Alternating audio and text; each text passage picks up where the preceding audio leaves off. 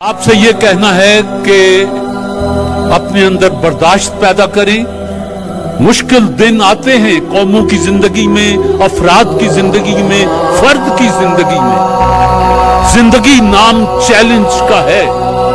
بعض لوگ حالات سے دکھی ہو کر کوٹھے سے چھلانگ لگا دیتے ہیں، کوئی مٹی کا تیل اپنے اوپر ڈال کر پریس کلب کے سامنے چلا جاتا ہے، کوئی کچھ کرتا ہے. یہ سب دکھ تو ہیں، انسان دکھ تو اس کے حصے میں ہے، لیکن وہ بھی کیا بات ہوئی کہ دکھ کی آنکھوں میں آنکھیں ڈال کر نہ دیکھا جائے. یہ جو آپ کو سارے چہرے نظر آتے ہیں، کیا پتا ان میں سے کس نے کیسا کیسا دکھ دیکھا. میں آپ کے سامنے کھڑا ہوں، اسی لاہور میں میں نے نہ جانے کیا کیا کچھ دیکھا، برداشت کیا، بلکہ پسند کیا کہ اچھا یہ بھی ہونا تھا، ہو جانے دے.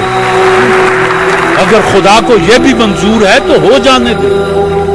مر تو نہیں جائیں گے، اور مرنا تو ہے ہی، یوں نہ سے یوں مر جائیں گے، لیکن حرام موت نہ. جب ہماری کتاب کہتی ہے کہ یہ حرام موت ہے تو اس کی طرف نہ جائیں.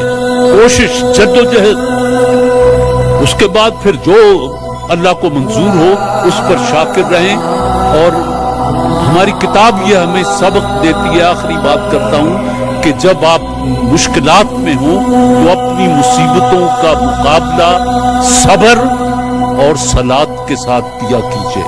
صلات اور صبر، انشاءاللہ مشکلات دور ہو جائیں. بہت شکریہ.